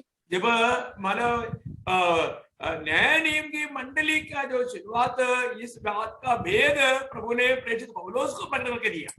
आणि नवीन कराराच्या मंडळीला सुरुवातीला प्रभूने प्रेषित पौलाला हे प्रकट केलं. बाकी प्रेरितों को तक ये भेद प्रकट नहीं हुआ. आणि इतर प्रेषितांना सुद्धा हे रहस्य प्रकट नव्हतं. कितना महान बात है. आणि किती महान गोष्ट आहे है ना. मानो सबसे बड़ी बात वो बात को जरूर हम आने वाले समय में उसका बारे में थोड़ा गहराई में जाएंगे. आणि येणाऱ्या दिवसामध्ये निश्चितच आपण या गोष्टीमध्ये अजून गहनतेने जाऊ. लेकिन मंडली प्रभु यीशु मसीह का शरीर है. ये शरीर बोलेगा तो यीशु मसीह की परिपूर्णता है. ये बात को थोड़ा जानना जरूरी बात है. आणि मंडळी म्हटलं म्हणजे प्रभू येशू ख्रिस्ताचं शरीर आहे आणि प्रभू येशू ख्रिस्ताची परिपूर्णता आहे. या गोष्टीला जरा गहनतेने जाणून घ्या. जब एफिसियों का पत्री 5 अध्याय का 30 वचन पढ़ेंगे. आणि इफिसकराचं पत्र त्याचा 5 अध्याय आणि त्याचं 30 वचन वाचूया. इसलिए कि हम उसकी देह है, देह के अंग है. हाँ, हम उसकी देह की अंग है. आणि आपण त्याच्या शरीराचे अवयव आहोत. बोलने का मतलब उद्धार पाया हुआ अनेक पवित्र लोग प्रभु यीशु मसीह की देह का एक एक अंग है. आणि तारण प्राप्त झालेला प्रत्येक व्यक्ती जो आहे तो प्रभू येशू ख्रिस्ताच्या शरीराचा एक एक अवयव आहे. मतलब मैं प्रभु यीशु मसीह का शरीर का कौन सा अवयव है करके जानना उद्धार पाया हुआ अनेक पवित्र लोगों का कर्तव्य है. आणि मी प्रभू येशू ख्रिस्ताच्या शरीराचा कोणता अवयव आहे ही गोष्ट जाणून घेणं हे प्रत्येक पवित्र भक्ताचं कर्तव्य आहे. वो भी हम आगे जाकर के थोड़ा विशाल रूप में देखेंगे. आणि हे सुद्धा पुढे जाऊन आपण थोडं विस्तार रीतीने पाहू. लेकिन मंडली के बारे में एक सच्चा प्रकाश हरेक पवित्र लोगों को प्रभु की आत्मा के द्वारा वचन से प्रकाशन पाना चाहिए. आणि मंडळी संबंधाने प्रत्येक पवित्र भक्ताला प्रभूच्या आत्म्याच्या द्वारे वचनाच्या द्वारे तो प्रकाश प्राप्त करून घेणं गरजेचं आहे. कोलोसियों का पत्री उसकी पहला अध्याय का 18 वचन में, कलसीकराचं पत्र त्याचा पहिला अध्याय आणि त्याच्या 18 वचनामध्ये, वही देह अर्थात कलीसिया का सिर है, वही आदि है और मरे हुओं में से जी उठने वालों में पलौटा है कि सब बातों में वही प्रधान ठहरे. देखिए वही मंडली या शरीर का सिर है. आणि तोच मंडळीचं मस्तक आहे. हाँ देखिए मतलब मंडली क्या है करके वहां पर भी लिखा है. आणि मंडळी काय आहे ते सुद्धा त्या ठिकाणी लिहिलेले आहे. वापस एक बार पढ़िएगा. पुन्हा एकदा वाचा. वही देह अर्थात कलीसिया का सिर है. मतलब वही देह या मतलब कलीसिया का सिर है, मतलब यीशु मसीह उसका इस मंडली या उसका शरीर का सिर है करके बताता है. आणि या ठिकाणी असं सांगितलेलं आहे की प्रभू येशू ख्रिस्त त्या शरीराचं एक मस्तक आहे. अभी मंडली का सिर यीशु मसीह है आणि मंडळीचं मस्तक प्रभू येशू ख्रिस्त आहे. अभी ये भी एक बड़ा बात है ना, आणि ही पण एक मोठी गोष्ट आहे ना, क्योंकि आज एक एक मंडली का एक एक सिर अलग अलग सिर है. आणि एक एक मंडळीचे वेगवेगळे मस्तक आहे. आज आपको मालूम है, आज हम चारों तरफ देखता है तो वो एक एक मंडली का एक एक अलग अलग सिर हम देख सकता है. आणि आज जर आपण आपल्या चौबाजूला जर पाहिलं तर वेगवेगळ्या मंडळ्या आणि वेगवेगळ्या मंडळांचे वेगवेगळे मस्तक आपल्याला पाहायला मिळतील. किसी को पूछेगा कि आपका मंडली का हेडक्वार्टर कहाँ पर है, आणि जर कोणाला विचारलं तुमच्या मंडळीचं मुख्यालय कुठे आहे, वो बोलेगा पुणे में है, नहीं तो बॉम्बे में है, नहीं तो दिल्ली में है, नहीं तो कुंभनाडु में है बोलेगा. आणि मग ते म्हणतील की मुंबईत आहे, नाही तर पुण्यात आहे, नाही तर दिल्लीमध्ये असं ते सांगतील. तो प्रियो बोलने का अर्थ क्या है कि उन लोगों के लिए उनका जो भी मंडली है उनका एक हेडक्वार्टर दुनिया में है. आणि त्यांची जी काही मंडळी आहे त्या मंडळीचं जे मुख्यालय ते जगामध्ये आहे. अलग अलग एक सिर है आणि त्यांचे वेगवेगळे एक मस्तक आहे. तो ये मैं आपको बोलने का अर्थ क्या है, दुनिया में कितना भी धर्म हो, संगठन हो, ओरिजिनल प्रभु का मंडली को तोड़ता है, नष्ट करता है, बर्बाद करने का प्रयास करता है. आणि जगामध्ये ज्या काही संघटना आहेत ते काय करत असतात की जी खरी मंडळी आहे तिचं विभाजन करत असतात. वो बहुत खतरनाक बात है प्रिय. आणि ती खूप भयंकर गोष्ट आहे. प्रभु कभी भी ये सह नहीं सकता. आणि प्रभू कधीही हे सहन करू शकत नाही. क्योंकि मंडली प्रभु का है, कारण मंडळी प्रभूची आहे. और उस मंडली को एक ही सिर है, आणि त्या मंडळीला एकच मस्तक आहे, कई सिर नहीं है. आणि पुष्कळ असे मस्तक नाहीये. ये छोटा सा एक प्रकाश भी आज बहुत लोगों को नहीं मिला. आणि हा छोटासा प्रकाश सुद्धा पुष्कळ लोकांना नाही मिळाला. ओरिजिनल मंडली का एकमात्र सिर प्रभु यीशु मसीह ही है. आणि खऱ्या मंडळीचा केवळ एक मात्र मस्तक तो म्हणजे फक्त प्रभू येशू ख्रिस्तच आहे. अब उसका दूसरा अध्याय का 19 वचन पढ़ना. कलसीकराचं पत्र दुसरा अध्याय त्याचं 19 वचन वाचा. आज बहुत लोग प्रभु में आने के बाद में आत्मीय जीवन में उन्नति क्यों नहीं, जीवन में क्यों नहीं बढ़ पाता. आणि पुष्कळ लोक प्रभू मध्ये आल्यानंतर आत्मिक जीवनामध्ये का वाढत नाही, उसका एक मेन कारण यहाँ पर लिखा है. आणि त्याचं मुख्य एक कारण या ठिकाणी लिहिलेलं आहे. और उस शिरोमणि को पकड़े नहीं रहता जिससे सारी देह जोड़ों और पट्टों के द्वारा पालन पोषण पाकर और एक साथ गठकर परमेश्वर की ओर से बढ़ती जाती है. देखा, बढ़ना है तो यीशु मसीह जो सिर है उसके साथ जोड़ करके उसकी आलोचना के अनुसार जीवन बिताने वाला व्यक्ती हो, तभी वो आत्मीय जीवन में वो बढ़ोतरी होगा. आणि एखाद्या व्यक्तीच्या जीवनामध्ये आत्मिक जीवनामध्ये जर वाढायचंय, परमेश्वरामध्ये जर वाढायचंय तर त्याचा जो मस्तक आहे तो मस्तक म्हणजे प्रभू येशू ख्रिस्त, त्याच्यापासून वाणी प्राप्त करून त्याच्या अनुसार जो कोणी व्यक्ती चालतो त्याच वेळेला त्या व्यक्तीची आत्मिक जीवनामध्ये वाढ होत राहते. एक बहुत बड़ा एक मतलब रहस्य यहाँ पर हमें जानना जरूरी बात है. आणि खूप मोठं रहस्य या ठिकाणी जाणणं खूप गरजेचं आहे. मतलब शरीर क्या है? शरीर काय आहे? अभी हम अपने आप को थोड़ा देखिए, आणि आपण स्वतःला पडताळून बघा. हमारा व्यक्तित्व में हमारा शरीर हमारा सबसे बड़ा भाग है. आणि आपलं जे व्यक्तित्व आहे त्याच्यामध्ये आपलं शरीर हा सगळ्यात मोठा भाग आहे. जो हमारा नहीं है वो हमारा शरीर का भाग नहीं बन सकता. आणि जे काही आपलं नाहीये ते आपल्या शरीराचा भाग नाही होऊ शकत. लेकिन हम ऐसे कुछ बातों को भी अपना भाग बनाकर रखता है. आणि आपण अशा काही गोष्टींना सुद्धा आपला एक भाग बनवून ठेवतो. कैसा है? ते कसं? ये तो मैं आपको कई बार बताया वो बात है. आणि हे तर मी तुम्हाला पुष्कळ वेळा सांगितलेली गोष्ट आहे. मतलब अभी मेरा पत्नी मतलब मेर्सी को ऊपर का एक भी दांत नहीं. आणि माझी बायको मर्सी यांना वरती एकही दात नाही. अभी उन्होंने मतलब दूसरा मतलब नकली दांत बनाया हुआ है. आणि त्यांनी ते नकली दात बनवलेले आहे. और वो पहन करके चलता है तो बहुत खूबसूरत लगता है. आणि ते घालून ज्या वेळेला ती चालते त्यावेळेला खूप सुंदर दिसते. ऐसे भी वो खूबसूरत है. आणि असंही ती सुंदर आहे. तो अभी अगर वो दांत नहीं रहता है तो वो सुंदरता में थोड़ा वादा आता है. आणि ते दात ज्या वेळेला नाही दिसत त्यावेळेला ते सुंदरतेमध्ये थोडस बाधा येते. परंतु वो जब वो लेकर के जब चलता है आणि ते घालून ज्या वेळेला ती चालते, क्या वो उसका शरीर का भाग है? आणि ते तिच्या शरीराचा भाग आहे का? किसी कारण नहीं है. आणि कुठल्याही कारणाने नाहीये. क्यों नहीं? का नाही? क्योंकि वो जीवन से जोड़ा हुआ नहीं है. कारण ते जीवनाशी जोडलेलं नाहीये. हाँ, ये है मौत का बात प्रियो. आणि हे आहे महत्वाची गोष्ट प्रियांनो. हमारा शरीर का जो भी भाग है वो जीवन से जोड़ा हुआ बात है. आणि आपल्या शरीराची जी काही गोष्ट आहे ती जीवनाशी जोडलेली आहे. अगर हम दांत को बराबर लगाया बोल करके कुछ दर्द नहीं होता है, इससे हमारा वो शरीर का भाग नहीं बनता.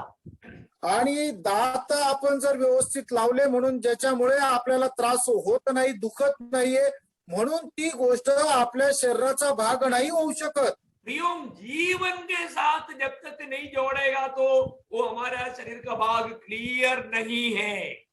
आणि जोपर्यंत जीवनासोबत जोडल्या जात नाही तोपर्यंत एखादी गोष्ट आपल्या जीवनाचा भाग होऊ शकत नाही. अब यीशु मसीह के शरीर का एक अवयव बना है तो वो जीवन के साथ आपस में जोड़ा हुआ है. जीवन के साथ आपस में जोड़ा हुआ है तो उसमें एक अतुल्यता है. वो निगल नहीं सकता, वो अलग नहीं कर सकता.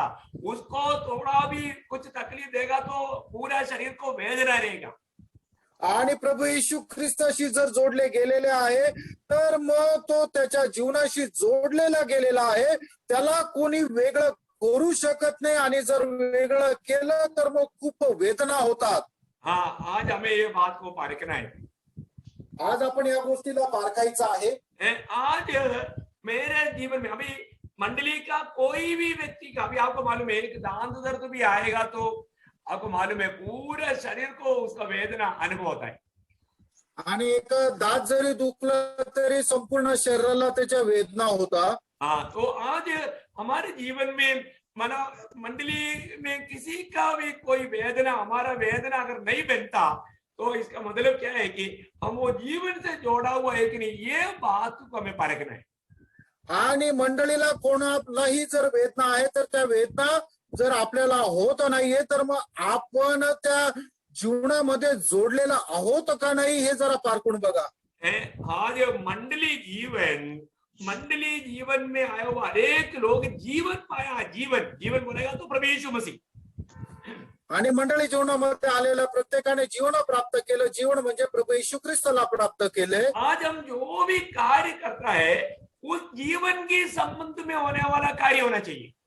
आणि आपण जे काय कार्य करतो ते जीवनाच्या संबंधाने असलं पाहिजे. आपको मालूम है अगर हमारा स्वयं से आएगा तो वहां पर वो जीवन का सच्चा प्रकाश या जीवन का प्रकट नहीं होता वहां पर. आणि ज्या वेळेला एखादी गोष्ट आपल्या स्वतःकडून येते त्या गोष्टीमध्ये जीवन प्रगट होत नाही. हाँ, देखो एक मैं मैंने एक उदाहरण बोलेगा तो जो प्रेषित पौलुस गवाही देता है पहला कोरिन्थी 15 अध्याय के 10 वचन में, आणि पहिले करंथीकराचं पत्र त्याचा 15 अध्याय आणि त्याच्या 10 वचनामध्ये, परंतु मैं जो कुछ भी हूँ परमेश्वर के अनुग्रह से हूँ, उसका अनुग्रह जो मुझ पर हुआ वह व्यर्थ नहीं हुआ, परंतु मैंने उस सब से बढ़कर परिश्रम भी किया, तो भी यह मेरी ओर से नहीं हुआ, परंतु परमेश्वर के अनुग्रह से जो मुझ पर था। हाँ देखा, बोलने का अर्थ क्या है कि प्रेषित पौलुस अपने जीवन में कोई भी काम अपनी सामर्थ्य में नहीं किया। आणि सांगायचं तात्पर्य काय आहे की प्रेषित पौलाने कुठलंही काम आपल्या सामर्थ्यामध्ये नाही केलं। हमारा हर एक काम आंतरिक जीवन से, हमने जो पाया हुआ जीवन जो यीशु मसीह है वो मसीह के जीवन से होना बहुत जरूरी बात है।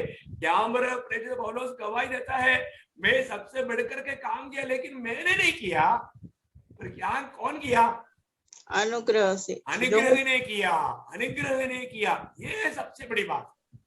आणि सगळ्यात महत्वाची गोष्ट काय आहे की आपण करणारं प्रत्येक काम जे आहे ते आपल्या आंतरिक जीवनापासून, म्हणजे काय की प्रभू येशू ख्रिस्ताचं जीवन जे आपण प्राप्त केलेले आहे त्या जीवनामधून राहायला पाहिजे। ज्याप्रमाणे प्रेषित पौलुस असं की मी सगळ्यात जास्त श्रेष्ठ असं काम केलं, पण मी केलं असं नाहीये, तर प्रभूचा जो कृपा माझ्यावर होती त्या कृपेने ते केलं।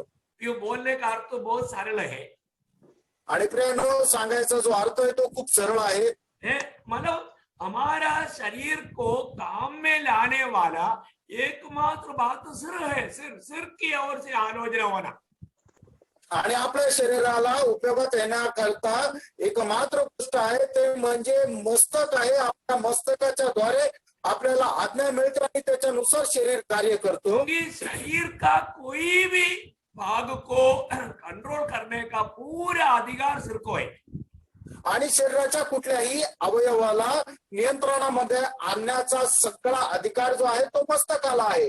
इसके लिए वचन में जैसा माला प्रेरितों काम उसका दूसरा अध्याय का 36 वचन में, प्रेरितों काम दूसरा अध्याय का 36 वचन, प्रेषित त्याचा दूसरा अध्याय 36 वचन, अब इस्राएल का सारा घराना निश्चित रूप से जान ले कि परमेश्वर ने उसी यीशु को जिसे तुमने क्रूस पर चढ़ाया प्रभु भी ठहराया और मसीह भी।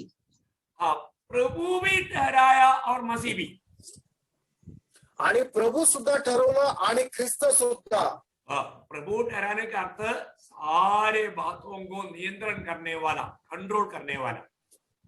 आणि प्रभू याचा अर्थ काय की सर्व गोष्टींचा अधिकार ठेवणारा किंवा त्याच्यावर नियंत्रण ठेवणारा, उसकी बाहर और कोई अधिकार नहीं, आणि त्याच्या बाहेर अजून काही अधिकार नाही। वही बात हम उसका 10 अध्याय का 36 वचन में और भी क्लियर देखता है।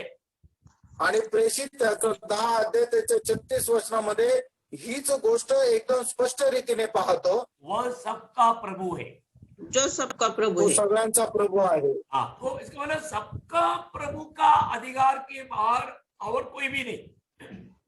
आणि सगळ्यांचा जो प्रभु आहे याच्या अधिकाराच्या बाहेर दुसरं काहीच नाही। जो आज हम मंडलीय जीवन में आने के बाद में कहां तक यीशु मसीह की प्रभुता, अंबर प्रभुता कर पाता है, ये बात को हमें जानना है।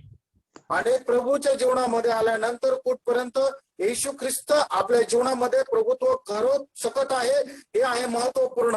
जब पड़ोसियों का पत्र है उसका पहला अध्याय का 17 और 18 वचन, कलसीकराचं पत्र त्याचा पहिला अध्याय 17 आणि 18 वचन, वही सब वस्तुओं में प्रथम है और सब वस्तुएं उसी में स्थिर रहती है। वही देह अर्थात कलीसिया का सिर है, वही आदि है और मरे हुए में से जी उठने वालों में पहलौठा है कि सब बातों में वही प्रधान ठहरे। हाँ देखो, मैंने बोलने का अर्थ क्या है कि अनेक बातों में प्रभुता करने वाला होकर के एकमात्र शरीर का सिर वो प्रभु यीशु मसीह है। आणि प्रत्येक गोष्टीमध्ये प्रभुत्व करणारा एकमात्र ते म्हणजे प्रभू येशू ख्रिस्त जो आपलं मस्तक आहे। प्रभु में आने के बाद में हरेक पवित्र लोगों में प्रकट होने वाला एकमात्र व्यक्ति वो खुद की प्रभुता नहीं, प्रभु यीशु मसीह की प्रभुता होना चाहिए। आणि प्रभूमध्ये आल्यानंतर त्याच्यावर प्रभुत्व जे आहे ते स्वतःचं नाही तर प्रभू येशू ख्रिस्ताचं असलं पाहिजे. जब वो मंडली जीवन में वो नया सृष्टि होने के बाद में हमारे में और कोई भी दिखना ये परमेश्वर का वचन अनुमति नहीं देता. आणि मंडळी जीवनामध्ये आल्यानंतर आपल्यामध्ये अजून दुसरं कोणी दिसावं असं प्रभूची अजिबात इच्छा नाही. कोलोसियों का पत्री 3 अध्याय का 11 वचन. कलसीकराचं पत्र 3 अध्याय त्याचं 11 वचन. उसमें न तो यूनानी रहा न यहूदी न खतना रहित न जंगली न स्तुति न दास और न स्वतंत्र केवल मसीह सब कुछ और सब में है. देखो ये कितना अनमोल एक वचन है. आणि बघा किती अनमोल असं हे वचन आहे. ये वचन क्लियर करता है कि वहां पर कोई भी प्रकार का भेद नहीं. आणि हे वचन स्पष्ट सांगतं की त्यामध्ये कुठल्याही प्रकारचा भेद नाही. प्रभु में आने से पहले के बातों में बहुत फर्क रहेगा. आणि प्रभु मध्ये येण्याच्या अगोदर खूप गोष्टीमध्ये फरक राहील. आपको याद होगा जब फिलेमोन का पत्री में फिलेमोन को पत्र लिखने के समय में प्रेरित पौलुस फिलेमोन को कहने वाले एक बात है.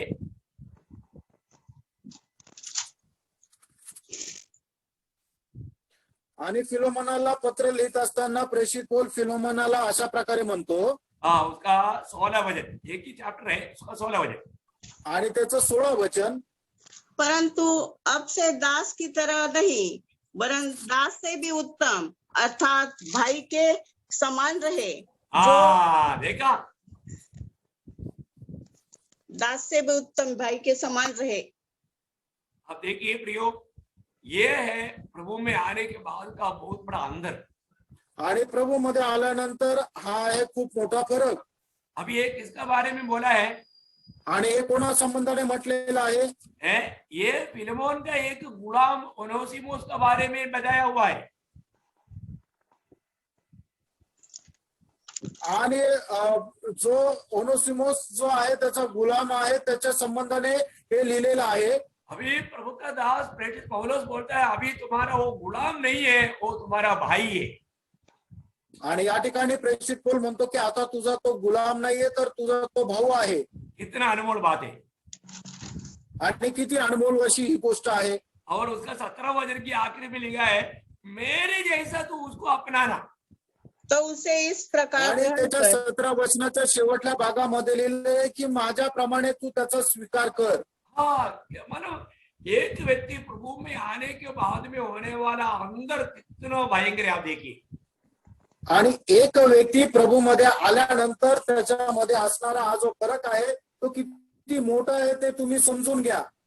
अभी ये तो सृष्टि के साथ का बात है, परंतु सृष्टिकर्ता प्रभु ये दुनिया में आया तो जी उठने के बाद में प्रभु ने क्या बोला? मेरा पिता और तुम्हारा पिता. बोलेगा तो हमें यीशु मसीह ने अपनी भाई करके इतना ऊंचा पदवी में लाया तो बाकी क्या रहेगी अपनी. आणि प्रभू येशू ख्रिस्ताने आपल्याला भाऊ म्हणून एवढं मोठ्या पदवीमध्ये आणलं तर मग अजून दुसरं प्रियांनो, मतलब हमारे जीवन में मसीह में आने के बाद में हम हर एक में मसीह को देख पाए, मसीह होकर के हम लोग उनको जान पाए, ये बहुत बड़ी बात है. आणि ख्रिस्तामध्ये आल्यानंतर आपण त्याला ख्रिस्त म्हणून ओळखावं आणि ख्रिस्त म्हणून जाणावं यापेक्षा अजून काय पाहिजे. वही बात हम गलातियों का पत्र 3 अध्याय का 27-28 वचन में भी हम जब देखता है. आणि गलातीकराचं पत्र त्याचा 3 अध्याय त्याच्या 27 आणि 28 वचनामध्ये सुद्धा आपण अशा प्रकारे पाहतो. तुम में से जितनों ने मसीह में बपतिस्मा लिया है उन्होंने मसीह को पहन लिया है. अब न कोई यहूदी रहा और न यूनानी, न कोई दास न स्वतंत्र, न कोई नर न नारी, क्योंकि तुम सब मसीह यीशु में एक हो.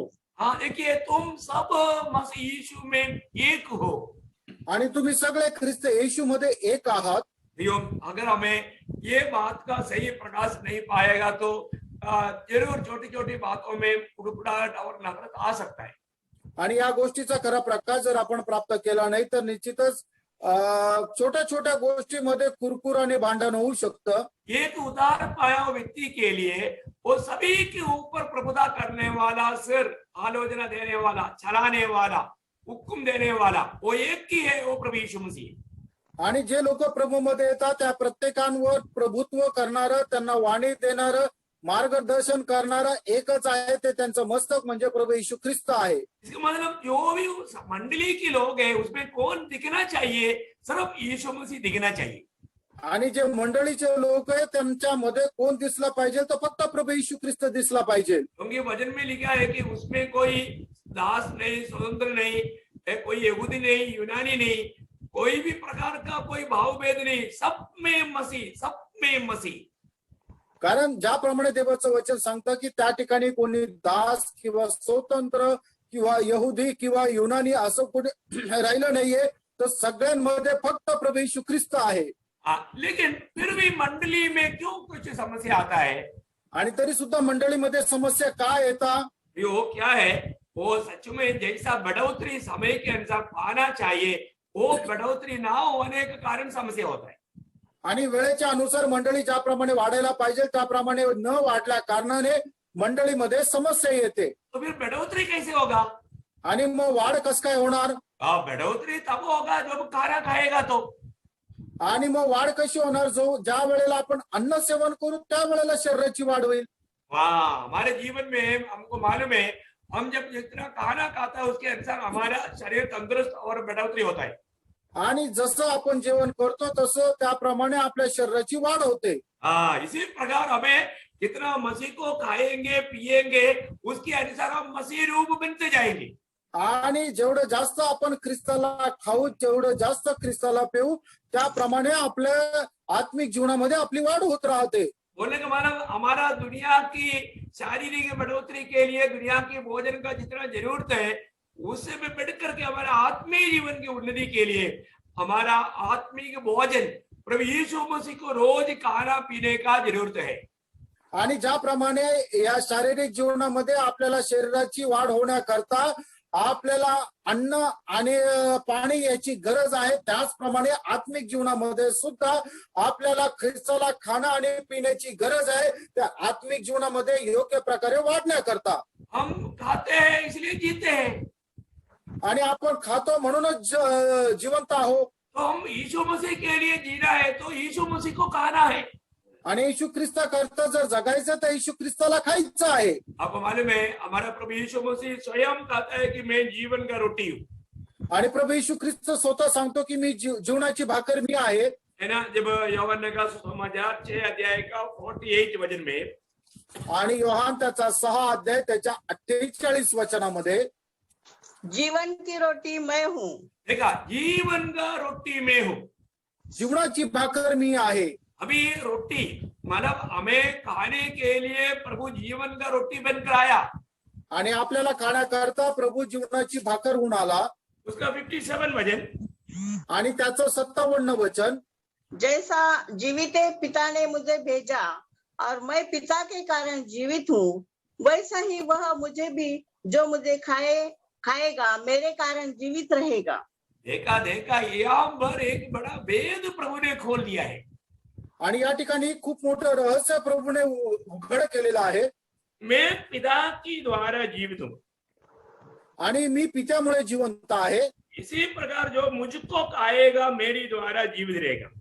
आणि त्याचप्रमाणे जो कोणी मला खाईल तो माझ्यामुळे जिवंत राहील। ये थोड़ा जानना चाहिए ना। आणि आपण जरा जाणायला पाहिजे। नमस्कार, हम जानते हैं कि हम खाना को देख करके पेट नहीं भर सकता, लेकिन वो खाएगा तभी हमारा पेट में जाएगा, वो हमारा भाग बन जाएगा। आणि अन्न बघून आपलं पोट भरू शकत नाहीये, ज्या वेळेला आपण ते खाऊ ते आपल्या पोटात येईल आणि आपलं ते एक भाग होईल। हाँ, प्रभु यीशु को खाने का अर्थ हमें भोजन के अनुसार उसको अपने जीवन में लाना है। आणि प्रभूला खाणं याचा अर्थ ते एका भोजनाप्रमाणे आपल्या जीवनामध्ये ते आचरणात आणायचं आहे। जैसे हमने खाया हुआ खाना हमारे शरीर के साथ मिलना है तो वो हजम हो जाना चाहिए, उसी प्रकार प्रभु हमारे जीवन में अनेक बातों में प्रकाशित होने लायक प्रभु हमारे में मिलना चाहिए।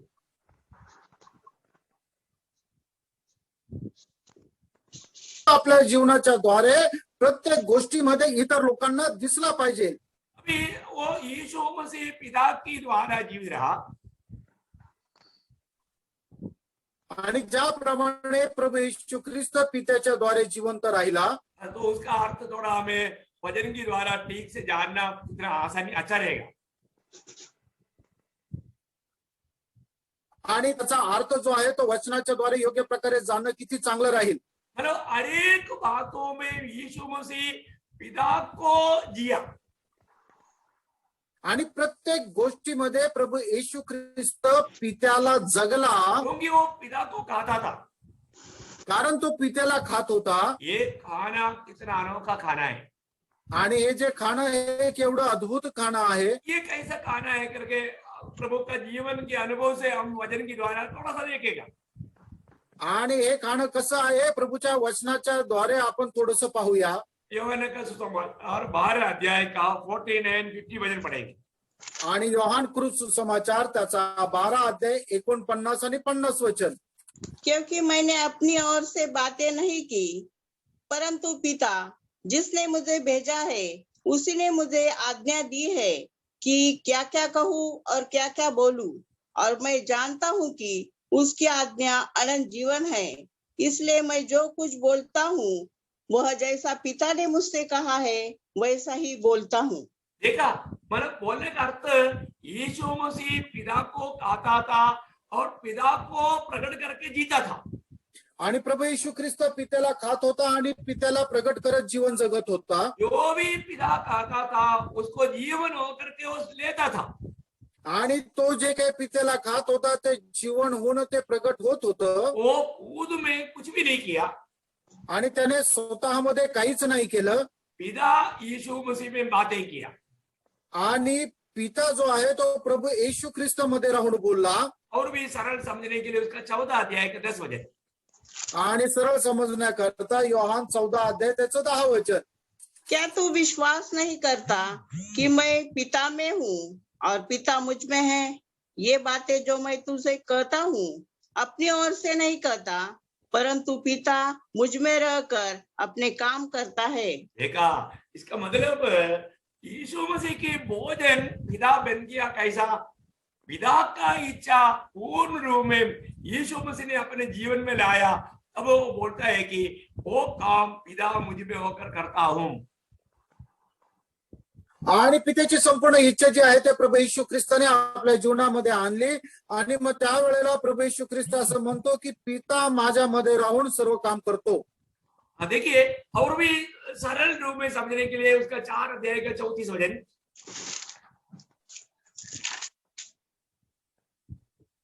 यीशु ने उससे कहा, मेरा भोजन यह है कि अपने भेजने वाले की इच्छा के अनुसार चलूं और उसका काम पूरा करूं।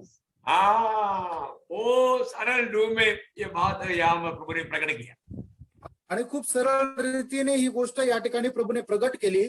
मतलब एक सच्चा वो पिता को कैसे खाया, आणि पित्याला त्याने कसं खाल्लं, उसका इच्छा जान करके उसकी इच्छा को निभाया, आणि त्याची इच्छा जाणून घेऊन त्याची इच्छा पूर्ण केली। चेले लोगों ने वो बात को नहीं समझा, आणि शिष्य लोकांनी या गोष्टीला नाही समजलं। है ना। प्रभु को खाने का भेद की बात जब प्रभु ने समझाया तो चेले लोगों में क्या हुआ, वहां पर बहुत भयंकर मतलब लोगों को वो सह नहीं पाया।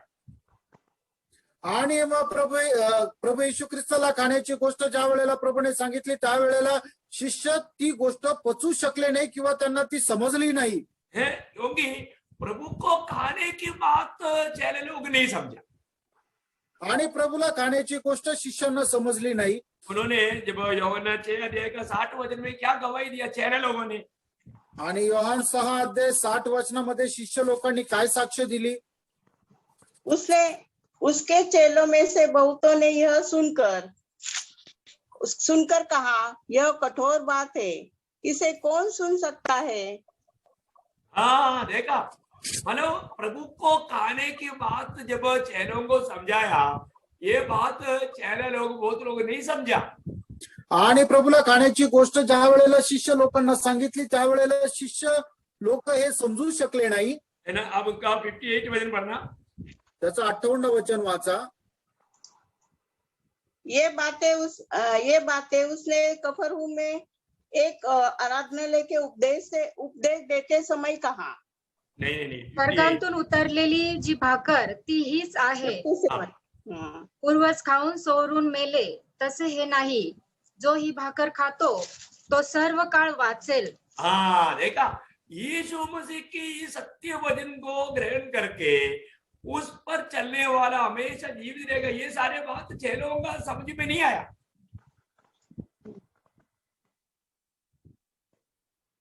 वचन आहे तो जो कोणी समजून घेऊन आचरणात आणेल तो सर्वदा जिवंत राहील. ही गोष्ट शिष्यांच्या लक्षात आली नाही. प्रभु को खाना, प्रभु को खा करके उसको अपना जीवन का भाग बनाना, ये बात तो बहुत मसीह लोगों को आज भी छिपा हुआ बात. आणि प्रभू येशू ख्रिस्ताला खाणं, त्याला आपल्या जीवनाचा एक भाग बनवणं आजही ख्रिस्ती लोकांपासून ही एक लपलेली गोष्ट आहे. इसलिए वचन का जब गहरा प्रकाश देने लगता है तो बहुत लोग मतलब ये गलत उपदेश बोल करके निकल जाएगा. आणि मग वचनाचं गहन प्रकाशन ज्या वेळेला दिलं जातं त्यावेळेला पुष्कळ लोक हा चुकीचा उपदेश आहे असं सांगून निघून जातील. देखो अभी यहाँ पर यीशु मसीह के साथ भी वही हुआ ना.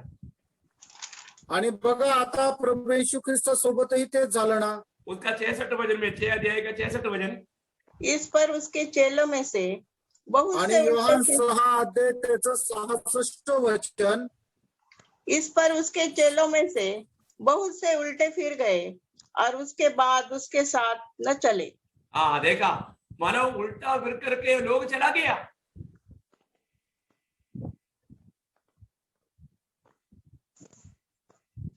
आणि लोक माघारी फिरले आणि निघून गेले. साधा लोग नहीं, चेले लोग.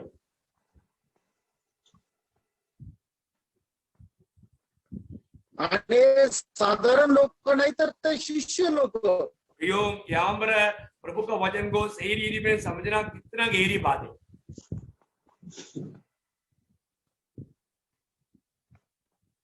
आणि या प्रभूचं वचन योग्य रीतीने समजून घेणं किती गहन गोष्ट आहे. 12 लोग वहां पर रुके तो प्रभु बोलता है कि तुम लोग भी जाओ. तो पतरस बोलता है प्रभु हम कहाँ जाए, क्योंकि आनंद जीवन की बातें तेरे ही पास है. आणि त्या ठिकाणी 12 लोक थांबले आणि त्या वेळेला प्रभू त्यांना म्हटलं की तुम्ही सुद्धा जा. त्यावेळेला पेत्र असं म्हटलं की हे प्रभू आम्ही कुठं जाऊ, कारण सार्वकालिक जीवनाच्या गोष्टी तर फक्त तुझ्याकडे आहे. मैं एक बात आपको बताना चाहूंगा. आणि एक गोष्ट तुम्हाला मी सांगू इच्छितो. आज हम कहां तक प्रभु को कहा पाता है. आज आपण कुठपर्यंत प्रभूला खाऊ शकतो. यीशु मसीह ने अपनी जीवन भर पिता को खाया या पिता को जिया, वो बात प्रकट किया. आणि येशू ख्रिस्ताने आपल्या आयुष्यभर पित्याला खाल्लं किंवा पित्याला पिलं ही गोष्ट त्याने प्रकट केली. यूहन्ना 17 अध्याय का 4 वचन आपको याद है, जब महायाजकपन की या प्रार्थना में यीशु मसीह पिता से कहता है. आणि योहान 17 अध्याय 4 वचनामध्ये प्रभू येशू ख्रिस्त पित्याला अशा प्रकारे म्हणतो, हे पिता मैंने तेरे नाम की महिमा किया. आणि हे पिता तुझ्या नावाचा मी गौरव केला. क्योंकि जो कार्य तूने मुझको दिया मैंने वो पूरा किया. आणि जे काम तू माझ्याला सोपवलं होतं ते मी पूर्ण केलं. मतलब वो जो पिता का काम को पूरा करना ही यीशु मसीह का भोजन दा करके हमने देखा. आणि पित्याचं कामच पूर्ण करणं हे प्रभू येशू ख्रिस्ताचं भोजन होतं हे आपण वचनामध्ये पाहतो. तो एक सच्चा भक्त यीशु मसीह को खाने का अर्थ बहुत गहरा है. आणि प्रभू येशू ख्रिस्ताला खाण्याचा अर्थ खूप गहन आहे. प्रेरित पौलुस का शब्दों में मैं संक्षिप्त में आपको जल्दी बताऊंगा. आणि प्रेषित पौलाच्या शब्दामध्ये थोडक्यात मी लवकर तुम्हाला सांगू. 2 कोरिन्थी 5 अध्याय का 9 वचन.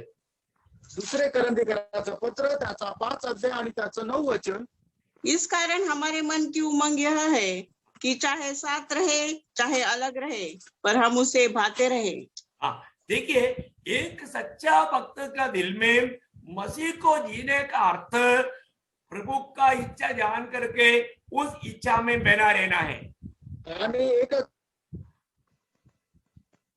ख्रिस्ती व्यक्तीचं जीवन कसं राहायला पाहिजे तर प्रभूची इच्छा जाणून त्याच्या इच्छेमध्ये राहायला पाहिजे. प्रभु में आने के बाद में हमारा इच्छा का कोई स्थान नहीं. आणि प्रभूमध्ये आल्यानंतर आपल्या स्वतःच्या इच्छेला काही स्थान नाही. और एक शब्द फिलिपियों का पत्र पहला अध्याय का 20 से 24 तक थोड़ा लंबा वचन है, थोड़ा देखिए, जल्दी पढ़िए. आणि फिलिपकराचं पत्र त्याचा पहिला अध्याय 20 ते 24 वचन. मैं तो यही हार्दिक लालसा और आशा रखता हूँ कि मैं किसी बात में लज्जित न हूँ, पर जैसे मेरे प्रबल साहस के कारण मसीह की बड़ाई मेरे देह के द्वारा सदा होती रही है, वैसे ही अब भी हो, चाहे मैं जीवित रहूं या मर जाऊं, क्योंकि मेरे लिए जीवित रहना मसीह है और मर जाना लाभ है. हाँ, क्योंकि मेरे लिए जीवित रहना मसीह है और मर जाना लाभ है. पर यदि शरीर में जीवित रहना ही मेरे काम के लिए लाभदायक है, तो मैं नहीं जानता कि किसको चुनूं, क्योंकि मैं दोनों के बीच में अधर में लटका हूँ. जी तो चाहता है कि कुछ करके मसीह के पास जा रहूं, क्योंकि यह तो बहुत ही अच्छा है, परंतु शरीर में रहना तुम्हारे कारण और भी आवश्यक है. देखिए यहाँ पर का विषय कितना गहरा है. आप देखो, अभी प्रेषित पौलुस मसीह को जिया, आणि या ठिकाणी विषय जो आहे तो किती गहन आहे की प्रेषित पौल जो आहे तो ख्रिस्ताला जगला, वो मसीह को हमेशा खाता था आणि नेहमी तो ख्रिस्ताला खात असे, और मसीह को अपने जीवन का पूरा भाग बनाया. आणि आपल्या जीवनाचा संपूर्ण भाग त्याने प्रभू येशू ख्रिस्ताला बनवलं. इसलिए वो बोला, मेरे लिए जीना मसीह है, मरना लाभ है.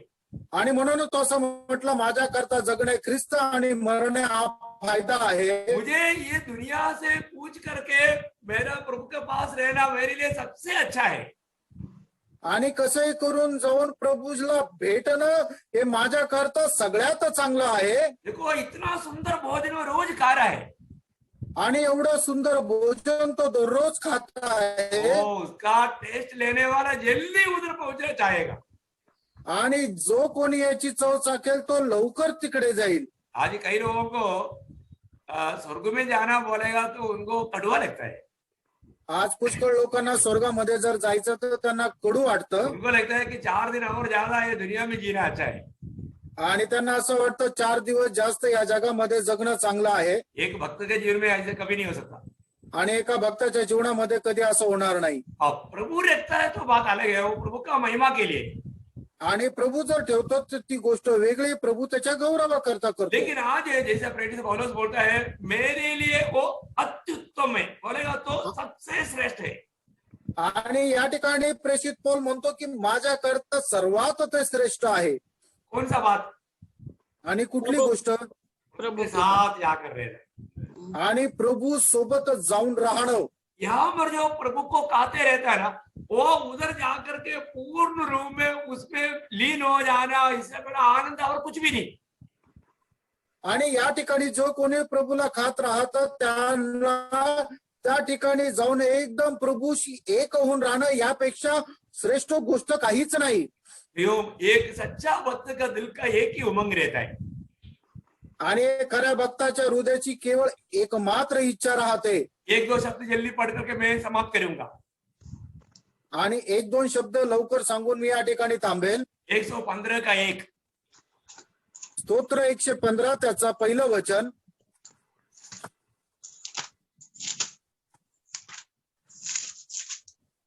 हे यहोवा, हमारी नहीं वरन अपने ही नाम की महिमा और अपनी करुणा और सच्चाई के निमित्त कर. देखिए, एक भक्त का दिल में एक ही उमंग रहता है, और बात तुम्हें प्रभु की महिमा हो. आणि जो खरा भक्त त्याच्या हृदयामध्ये केवळ एक मात्र इच्छा राहते की प्रत्येक गोष्टीमध्ये देवाचा गौरव व्हायला पाहिजे. देखो, आज हमारा दिल की उमंग ये है क्या कि मतलब मेरी जीवन से प्रभु का महिमा हो जाए. आणि आज आपल्या हृदयाची ही इच्छा आहे की माझ्या जीवनाच्या द्वारे प्रभूचा गौरव हो. वही बात आसाफ 73 का 25 में गाता है, स्वर्ग में तेरे सिवा कौन है, दुनिया में रह करके मैं तुझको छोड़कर कुछ भी नहीं चाहता. ये अनुभव एक सच्चा विजयी जीवन बिताने वाला भक्त का है. आणि ज्याप्रमाणे असा स्तोत्र 73 त्याच्या 25 वचनामध्ये म्हणतो की या जगामध्ये मला तुझ्या व्यतिरिक्त कोणी नाहीये आणि स्वर्गामध्ये सुद्धा तुला सोडून मी दुसरं काहीही अपेक्षा ठेवत नाही. ही जे अशा प्रकारे इच्छा जी आहे ते प्रत्येक भक्ताची असली पाहिजे. ऐसा दिल की लोगों को प्रभु कहने वाले एक शब्द इब्रानियों 11 अध्याय का 16 वचन में लिखा है, वो पढ़ करके आज का संदेश समाप्त करेगा. आणि अशा प्रकारे हृदयाची इच्छा असणाऱ्या लोकांसंबंधाने प्रभू अशा प्रकारे म्हणतो इब्रिकराचं पत्र त्याचा 11 अध्याय आणि त्याच्या 16 वचनामध्ये, पर वे एक उत्तम अर्थात स्वर्गीय देश के अभिलाषी है, इसीलिए परमेश्वर उनका परमेश्वर कहलाने में नहीं लज्जाता, क्योंकि उसने उनके लिए एक नगर तैयार किया है. सबसे बड़ी बात है, अनेक पवित्र लोगों के प्रति स्वर्ग में प्रभु एक सुंदर नगर तैयार किया है.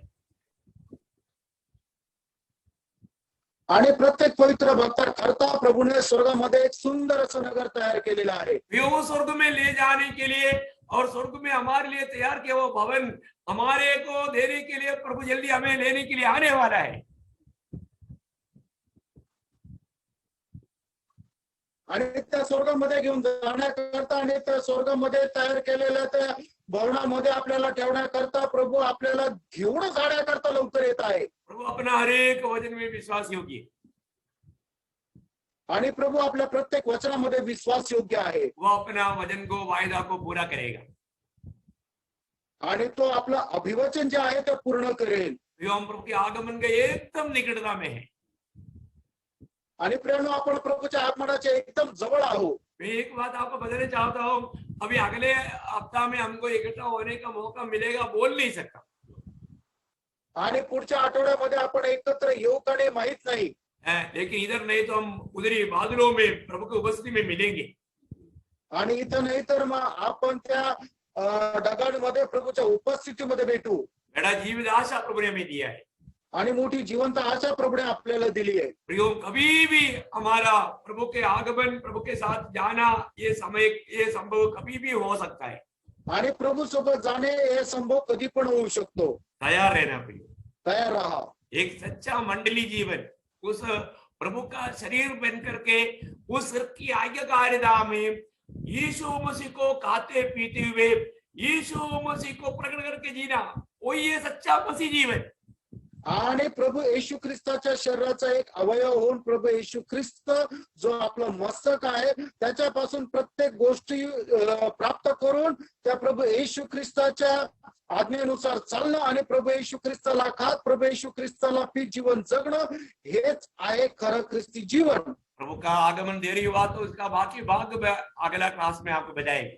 आणि प्रभूच्या आगमनाला जर उशीर असला तर उरलेला जो भाग आहे तो पुढच्या क्लासमध्ये सांगेल. प्रभु को बहुत धन्यवाद देता है. आणि प्रभूला खूप धन्यवाद असतो. प्रभु ने आप सबका प्रार्थना सुन करके आज के दिन में भी प्रभु ने ये संदेश आप तक पहुंचाने के लिए कृपा दिया. आणि प्रभूने तुमची प्रार्थना ऐकून आजच्या दिवसाचा हा संदेश सुद्धा तुमच्यापर्यंत पोहोचवण्याकरता प्रभूने कृपा केली. मला कोई सामर्थ्य नहीं, लेकिन प्रभु ने सामर्थ्य दिया. आणि सामर्थ्य नाहीये पण प्रभूने सामर्थ्य दिलं. बहुत बड़ी प्रभु का कृपा है आणि प्रभूची खूप मोठी कृपा आहे. मैं प्रभु को बहुत धन्यवाद देता हूँ. प्रभूला खूप धन्यवाद देतो. आप सबको सबके मूल्यवान प्रार्थना के प्रति और भी एक बार मैं आभारी हूँ और आप सबको प्रभु बहुत आशीष दे. आणि तुमच्या मौल्यवान प्रार्थनेकरता पुन्हा एकदा मी धन्यवाद देतो. प्रभू तुम्हाला प्रत्येकाला आशीर्वाद देव. प्रभु आप सबको आशीष दे. आणि प्रभू तुमच्या प्रत्येकाला आशीर्वाद देव. प्रभु का अनुग्रह आप सबके साथ हो. प्रभूची कृपा तुमच्या सर्वांसह असो. अभी हम सब लोग प्रार्थना में रहेंगे, आत्मा में प्रार्थना में अगुवाई करेंगे.